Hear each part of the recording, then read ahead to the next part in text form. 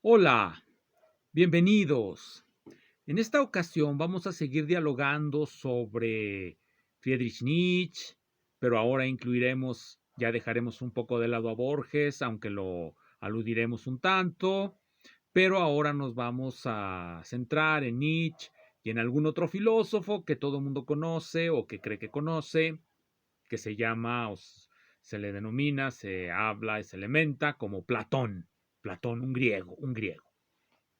En el video previo a de esta serie, acerca de las imposturas de Friedrich Nietzsche, pero más que imposturas, la forma tan en ocasiones acrítica y tan ahistórica como solemos leer a muchos filósofos y que es producto de, bueno, de profesores entusiastas que leen algún filósofo, les hace daño, se indigestan de él y se la pasan repitiéndolo años y años, como si hubieran descubierto algo muy interesante y como si lo que dijesen fuese, bueno, la cúspide de todo cuanto se puede decir acerca de ellos. Cuando leemos un filósofo debemos de ser muy críticos y para ser críticos hemos de ser capaces de, digámoslo así, ir en contra de ese filósofo con argumentos, tratar de masticar lo que nos está diciendo, tratar de ejemplificarlo, tratar de imaginarlo, tratar de darle forma plástica hasta que nos demos cuenta de que, bueno, nos convence o sencillamente hay que, bueno, dejarlo de lado como una más de tantas cosas que se oyen por ahí y que caen por su propio peso de ser tan inverosímiles como lo son. En la ocasión anterior mencionaba que Borges, no muy seguidor del posmodernismo y de su padre putativo, no, lo dicen quienes leyeron a Gianni Batimó, Nietzsche. Nietzsche, uno de los grandes generadores de la posmodernidad. Bien, eso es lo que ellos dicen, pero generalmente sus tratados son literatura ditirámbica, no pasan de elogios, elogios y más elogios. Entonces, aquí de lo que se trata es de analizar realmente lo que dice él y para eso necesitamos no su obra completa, eso tomaría muchísimo tiempo, sino algunos de sus ensayos con algunas de sus ideas clave. En este caso, el ensayo es sobre verdad y mentira en sentido extramoral y lo que Nietzsche hace ahí es hablarnos de una teoría de los conceptos. En particular Nietzsche, aunque él no lo menciona, pero seguramente era consciente de ello, ya que, bueno, leyó a Platón, no pudo no haber leído a Platón, si es que se consideraba un lector de los griegos, no pudo no haberlo leído y si leyó a Platón, seguramente leyó El Sofista, uno de los diálogos pues prácticamente obligatorios para cualquiera que se interese por la filosofía, El Sofista. Y seguramente en El Sofista encontró ese argumento de Platón donde, bueno, menciona que no todo está relacionado con todo. Y lo que quiere decir esto de no todo está relacionado con todo es los conceptos, las ideas, no todas se relacionan unas con otras. Algunas no tienen relación con otras, pero algunas sí tienen relación consigo mismas o con otras más. Eso es lo que nos dice Platón ahí, la idea de simploqué. Simploqué es la palabra griega para combinación. Se combinan, algunas ideas se pueden combinar, algunas ideas no se pueden combinar, y eso significa la simploqué, que algunas ideas se pueden combinar y otras no. ¿Contra quién estaba dialogando Platón? Bueno, estaba dialogando Platón contra todos aquellos que sostenían que a partir de una sola idea se puede uno relacionar con todo. O bien, en el otro extremo, aquellos que dicen que las ideas no tienen relación entre sí ni una con ninguna otra. Y el argumento que nos da Platón ahí es que cuando nosotros suponemos que no hay relación entre las percepciones, las ideas, digamos, no se puede pensar. Y de la misma manera, cuando todas las ideas se relacionan unas con otras y se reducen a una, tampoco se puede pensar. Entonces solamente queda para el pensamiento la opción intermedia, que es la simploqué. Las ideas se pueden combinar, algunas se combinan con otras, pero no todas con todas. Por ejemplo, las que él siempre pone esos ejemplos, el ser y el no ser. ¿Participa el ser del no ser? Bueno, ciertamente dice ahí Platón, no. Esas dos ideas no pueden entrar en combinación. Pero muchas otras, algunas otras, sí entran en combinación con, con otras.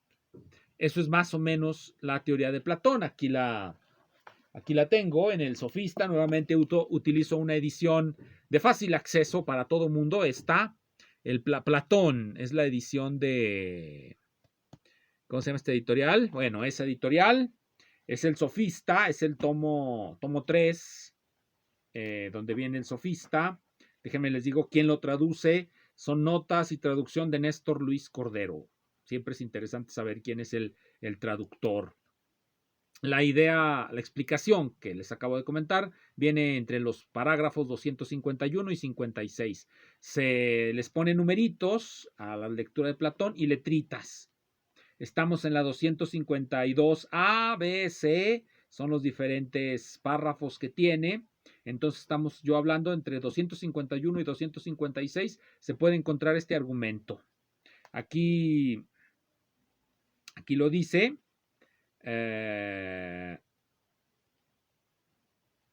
Aquí lo dice. Dice, y se descubrió que las dos primeras posibilidades, que todo está conectado con todo o que nada está conectado con nada, que las cosas no están conectadas entre sí, para no decirlo con esas frases que parecen a veces imposibles de descifrar, que las cosas están conectadas, las cosas, los conceptos, de ahí dependerá de nuestra teoría de los conceptos, que es lo que voy a comentar a continuación, que las cosas están conectadas todas entre sí. Esa es una posibilidad, que las cosas no están conectadas entre sí. A la primera posibilidad le llamo todo con todo. A la última posibilidad, nada con nada. Son solamente nombres que le damos para indicar esa situación. Cuando las cosas o conceptos están todos relacionados entre sí, todo con todo. Cuando no están relacionados entre sí de ninguna manera, nada con nada. Y cuando algunos están relacionados entre sí y otros no se relacionan entre sí, eso es la simploqué. Eso es lo que se llama simploqué. La populariza en el siglo XX Gustavo Bueno y su materialismo filosófico. No sé de otros que la hayan popularizado a ese nivel. Supongo que los posmodernistas están siempre con alguna de las posturas extremas porque a ellos no les gusta pensar. Y muchos de los seguidores de Nietzsche seguramente están en los mismos extremos porque tampoco les gusta pensar. Lo que les gusta es generar alabanzas. Ya que estamos en eso, ¿cómo comprendemos la palabra pensamiento? Bueno, oponernos a, discutir con, hacer un diálogo, una dialéctica, por utilizar otro término griego. Como en los diálogos de Platón, siempre estamos peleando contra alguien desde el punto de vista del argumento, argumentando contra.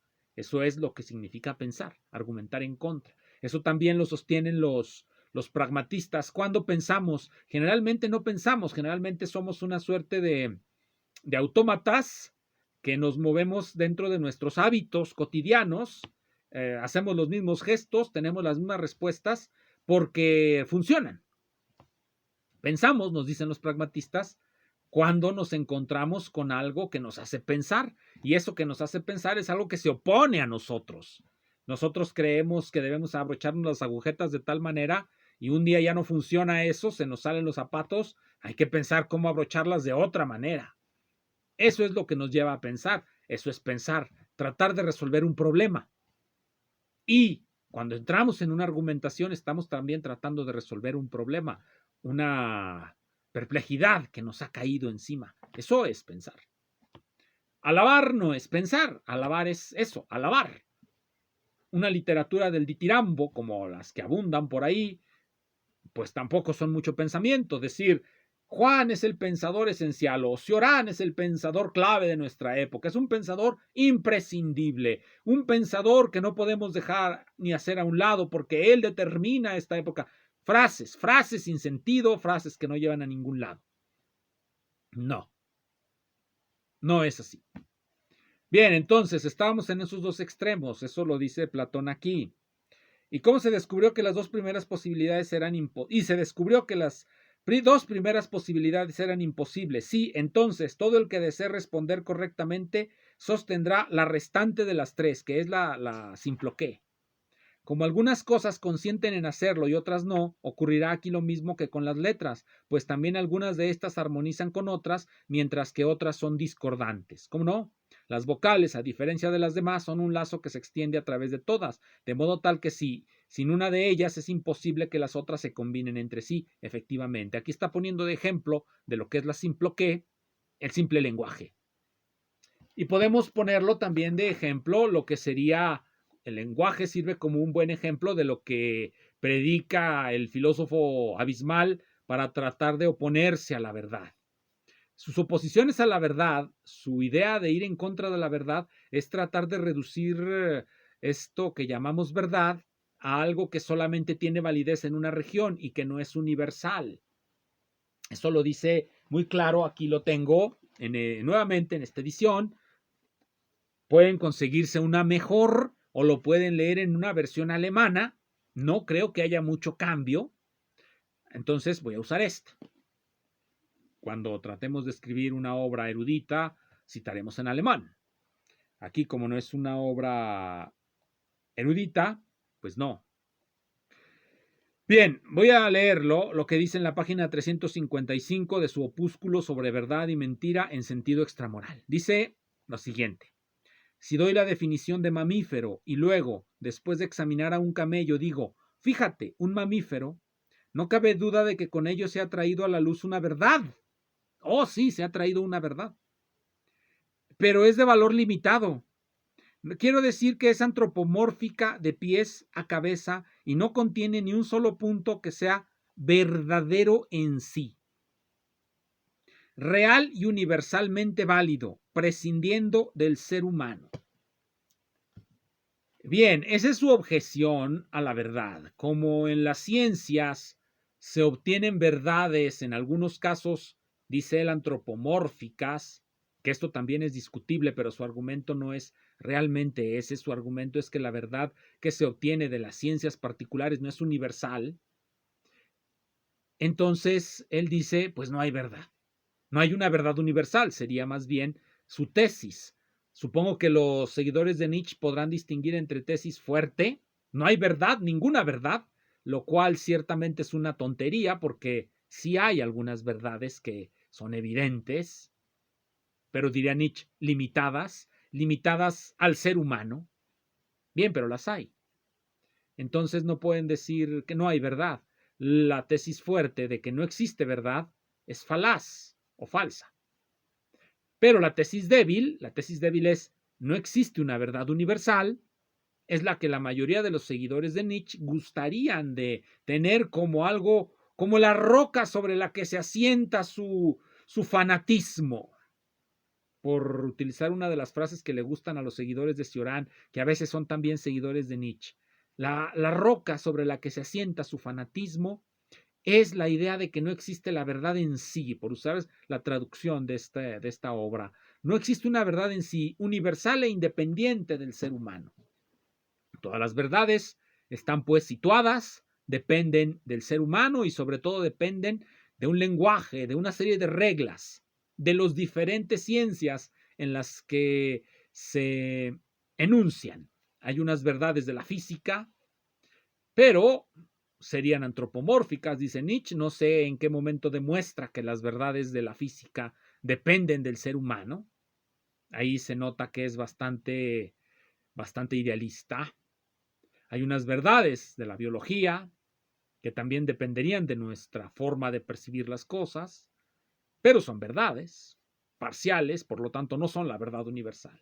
Bien, entonces aquí Nietzsche está aludiendo, cuando habla de la verdad universal, está aludiendo precisamente a uno de los extremos que menta Platón en el Sofista.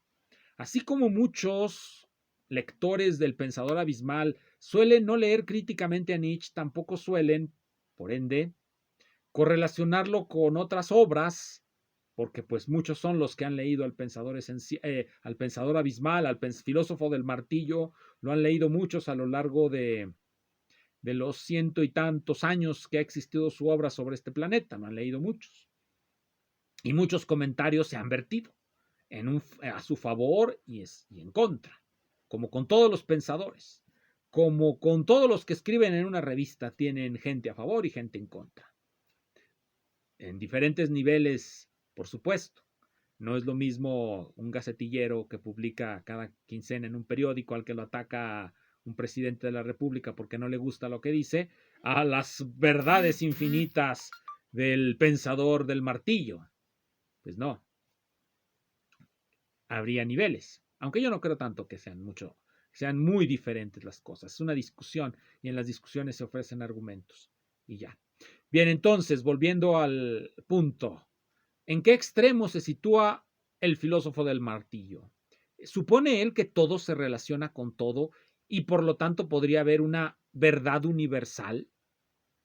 ¿Supone eso el pensador del martillo? Si es así, se ubica en uno de los extremos. Imaginemos que en un extremo está aquellos que sostienen que todo se relaciona con todo. En el otro, los que sostienen que nada se relaciona con nada. Y en medio están los que sostienen que hay simple qué.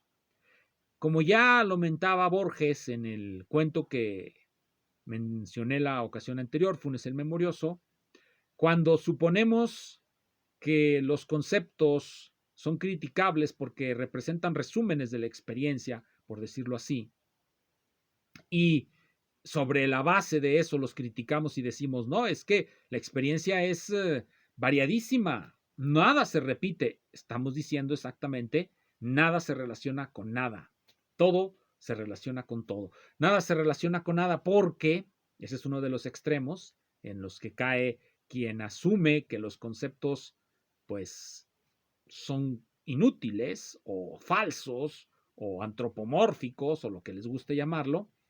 Ellos asumen entonces que el mundo debe ser ese caos de la experiencia inmediata en el que cada una de esas experiencias es diferente y no podemos relacionar una con otra, es decir, no encontramos semejanzas, no podemos formar conceptos porque estaríamos mintiéndole a la experiencia, no estaríamos construyendo la verdad universal que queremos construir, diría Nietzsche. De hecho, el que nada se relacione con nada impide que se construya una verdad universal. ¿Cómo se podría construir? Si nada se relaciona con nada, pues no podemos formar conceptos. Si todo se relaciona con todo, solamente tenemos un único concepto y la verdad universal sería la de ese concepto que resume todo, sería la única verdad. Nietzsche está en uno de los extremos, en el extremo de que nada se relaciona con nada. No está en la simploqué. Por lo tanto, Nietzsche también está, en cierto sentido, criticando a Platón. Y está diciéndonos que la única relación que se puede establecer entre los seres humanos y la experiencia es la relación estética, ya que como todo lo que se nos aparece es nuevo a cada instante, podemos correlacionarlo a través del arte, a través de la idea de belleza, no a través de la idea de conocimiento, de verdad. Eso es lo que nos estaría diciendo el filósofo del martillo, pero se le olvida que si nada está relacionado con nada, pues no puede haber conceptos, y si no hay conceptos, no hay comunicación.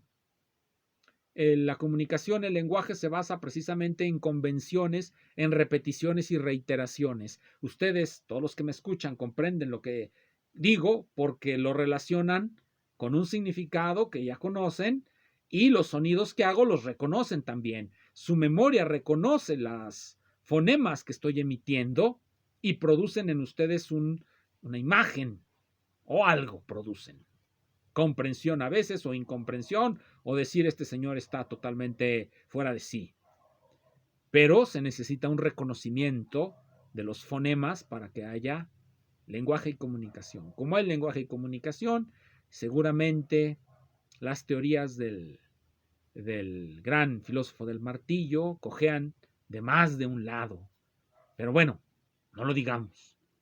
Podríamos arruinar esa gran empresa desde la que se produce literatura del ditirambo, para alabar a Nietzsche.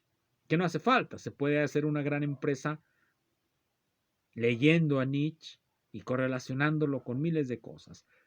Pero bueno, cada quien según sus capacidades, hará la literatura que le corresponda o la actividad que considere conveniente. Gracias.